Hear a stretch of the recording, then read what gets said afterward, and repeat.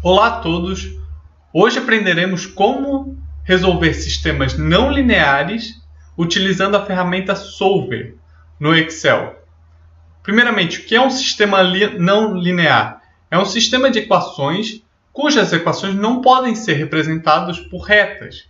Então aqui eu trouxe um pequeno exemplo e é um pouco disso que vamos explorar na aula de hoje.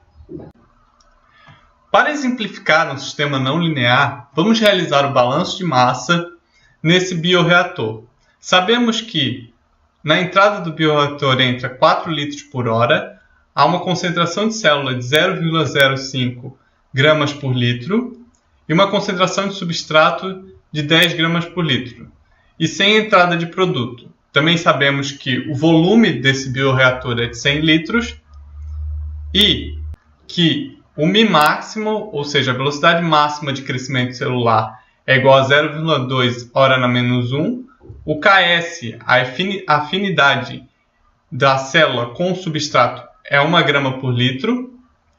E, para cada grama de substrato consumido, é gerado 0,5 grama de célula. E o outro parâmetro é que, para cada grama de célula gerada, é também gerado 0,2 gramas de produto. E o nosso objetivo é determinar a concentração de célula, substrato e produto na saída.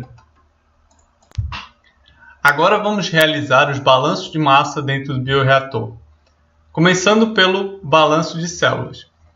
Sabemos que o acúmulo de célula dentro do bioreator é igual à quantidade de células que entra, que no caso vai ser a concentração de entrada vezes a vazão de entrada, menos a quantidade de células que sai, que é igual à concentração de saída vezes a vazão de saída. Temos que a vazão de entrada e a vazão de saída são iguais, pois não estamos considerando alteração no volume do reator, mais o termo de geração de células, que é dado pelo modelo de Monod, uma taxa específica de geração de célula, vezes a concentração de células dentro do bioreator, vezes o volume do bioreator.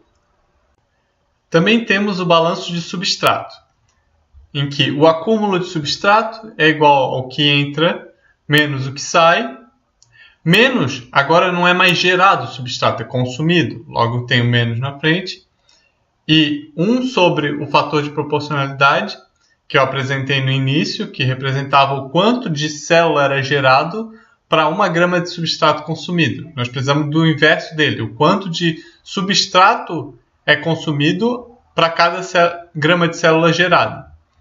E vezes o modelo de Monod, novamente, vezes a concentração de célula e o volume do reator. Agora já temos 2 equações e 2 incógnitas. As únicas incógnitas desse problema é a concentração de substrato na saída e a concentração de células na saída. Porém, precisamos de mais uma equação para descobrir qual é a concentração de produto na saída. Sabemos que para cada grama de célula gerada, é gerado 0,2 gramas de produto. Então, para sabermos quantas gramas de produto vai ter no final, qual a concentração do produto final, é só somarmos a concentração do produto inicial, mais a diferença entre a concentração de células final e a concentração de células inicial, vezes esse fator de proporcionalidade, que no caso é 0,2. Isso é possível porque estamos trabalhando em volume constante. Se o volume não fosse constante, haveria algumas alterações nessa equação. Com as equações já montadas, podemos assumir algumas hipóteses. A primeira é estado estacionário. Então, o acúmulo é igual a 0. Também estamos trabalhando em volume constante, como já foi dito. E eu vou trocar aquela parte que é o modelo de Monod por uma função Monod de S. Só para simplificar um pouco a conta e ela não ficar tão confusa. E essas equações que levaremos para o Excel para resolver utilizando o Solver. Agora no Excel vamos começar a resolver nosso problema.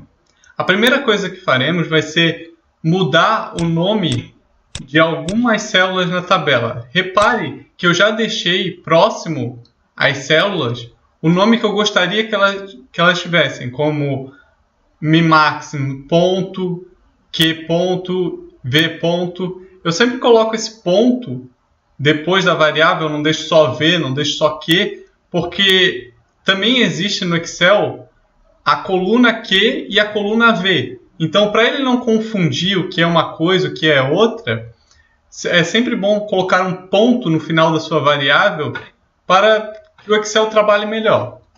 Agora, com a coluna dos nomes que eu desejo colocar para as variáveis e a coluna de variáveis selecionadas, eu aperto Ctrl Shift e F3 e isso vai abrir essa caixa de diálogo. Essa caixa de diálogo pergunta referente a que coluna você quer mudar o nome das suas variáveis. E você escolhe e dá um OK. Farei isso também com a tabela de resultados e depois com a tabela de funções. Podemos ver que agora o nome das variáveis mudou, o nome da célula mudou. Então, quando formos chamar essa célula numa fórmula, podemos simplesmente utilizar o nome que atribuímos a ela. Essas células F1 ponto e F2 ponto serão as células que eu colocarei as nossas funções e serão utilizadas pelo solver para resolver nosso problema. Eu deixei também preparado uma function do modelo de Monod. Ela não é muito diferente da function que a gente viu na primeira aula, só que tem essas variáveis entre colchetes. Quando a gente coloca essas variáveis entre colchetes no Excel, ali no VBA, significa que é para ele resgatar um valor que está na planilha. No caso, ele está resgatando o valor de mimax, ponto, que eu já nomeei assim, e ks ponto. Com tudo preparado, vamos escrever nossas funções.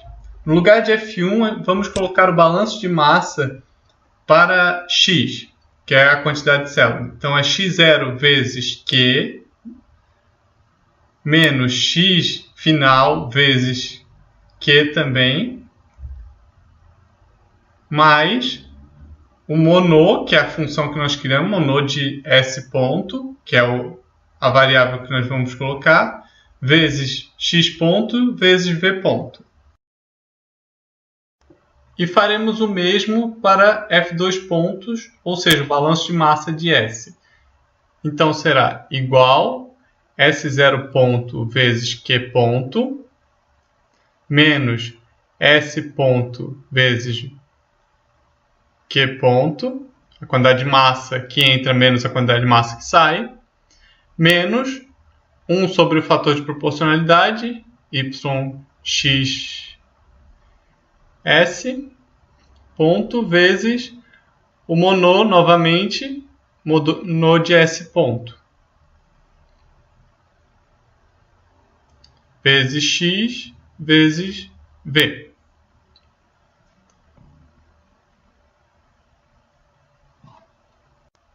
Podemos reparar que nem F1 ponto nem F2 pontos são iguais a zero, que era o requisito da nossa equação. E é isso que mandaremos o solver fazer. O solver vai procurar um valor de concentração de célula e um valor de concentração de substrato que zere essas duas equações. Ou seja, ele vai procurar uma raiz dessas equações. E essa procura depende muito do chute inicial. E esse chute inicial vai ser o valor que está inicialmente nas células x ponto e s ponto, em que no momento está como zero. Vamos também escrever a equação para definir a concentração de P, que é P0 ponto mais x ponto menos x0 ponto vezes o fator de proporcionalidade entre produção de célula e produção de produto. Agora que está tudo pronto na planilha, precisamos ir na aba Dados e clicar no Solver. Se você não tiver o Solver na aba Dados, eu vou deixar um link na descrição do vídeo explicando como habilitar o Solver no seu Excel. Agora, clicando nele, temos essa interface, em que na primeira célula temos célula de destino, ou seja, a célula que queremos definir um valor para ela. Vamos definir F1 com valor de 0. Também temos as células variáveis, que são as células que vamos alterar a fim de obter o nosso resultado. E essas células são S e X, a concentração de substrato e a concentração de célula na saída. Também vamos colocar algumas restrições para a resolução do solver. Então a gente já disse que é F1 igual a zero, mas só para reforçar. Primeira restrição é F1 igual a zero. Segunda restrição, F2 igual a zero, que são as nossas equações. A terceira restrição é uma restrição física do problema. Nós não colocamos nas nossas equações nenhuma taxa de morte celular. Então, não há por que a quantidade de células na saída ser menor. Portanto, se o solver achar uma solução, uma raiz para o nosso problema, em que a quantidade de células na saída é menor do que a quantidade da entrada, temos que dizer para ele, não, isso está errado. Porque as nossas equações podem ter mais de uma raiz e só estamos interessados em uma. A quarta restrição também é uma restrição física, em que dizemos que a quantidade de substrato na saída tem que ser menor do que a quantidade de substrato na entrada, já que substrato não está sendo gerado, só consumido. Também temos no solver algumas opções. A que eu vou dar enfoque agora é a precisão. Às vezes estamos lidando com uma equação com números muito pequenos, na ordem 10 na menos 8, 10 na menos 7. Então uma precisão como essa, que está setada no solver 10 na menos 7, não é adequada. Então você pode alterar, aumentar a precisão, ou se você está lidando com toneladas, com coisas muito grandes, colocar uma precisão muito pequena não é necessário. Com o solver configurado é só clicar em resolver agora, e ele achou a solução, então clicamos em manter solução, e podemos ver que ele achou uma solução que está ali com uma precisão de 10 na menos 7. E agora, se quisermos alterar algum dos parâmetros que já foram colocados na tabela, como por exemplo a vazão de entradas, é só alterarmos o valor, clicar em solver novamente, resolver, e ele acha a nova solução para o seu problema. Então era isso pela aula de hoje, espero que tenham gostado. Se ficou alguma dúvida, pode deixar aí nos comentários. Na próxima aula ensinarei como automatizar o solver, ou seja, criar uma ferramenta para calcular sem precisar ir lá no solver e resolver toda vez que for fazer uma conta. E se gostou do conteúdo, não se esqueça de se inscrever. Até mais!